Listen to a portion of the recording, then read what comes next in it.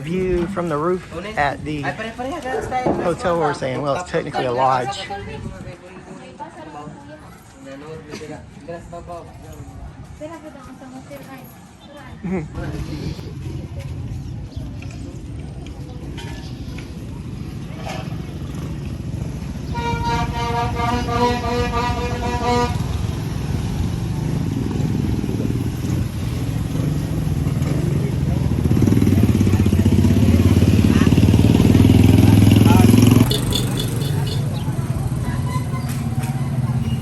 This is Baliba, Salad, Baliba, Philippines.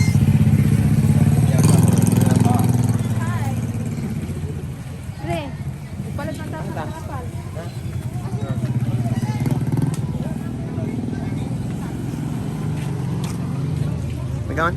Oh, niya. Last na lang guro ng trepal. Uy, mga muna.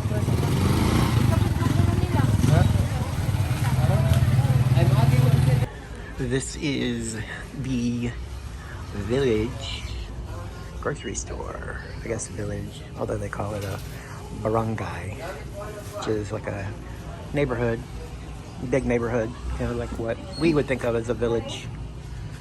This is their grocery store. Wow.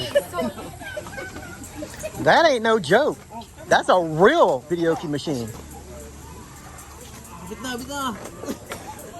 Oh, cool. You can actually run little coins. How about that? Oh, yeah. Let me get the heck out of the way. Whoop.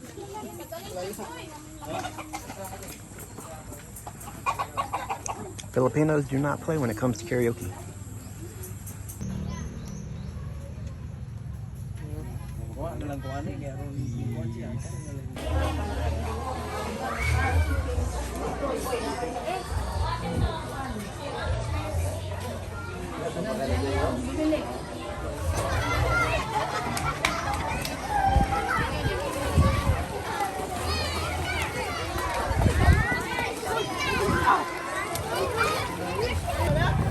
This is really cool.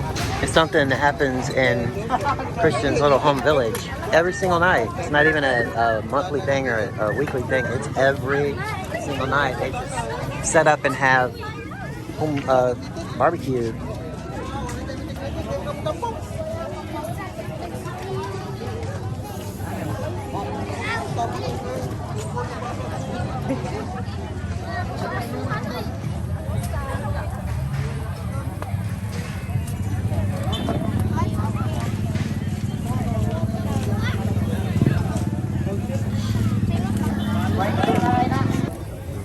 This is where we ordered. You just come up here and you like pick out the meat you want, the different pieces that you want, and then you take it back here on the grill and they cook it for you right there. And it is so good. I mean, it's like real genuine slabs of pork, like rib meat. So good. Not the wings, the pork. Oh, so good.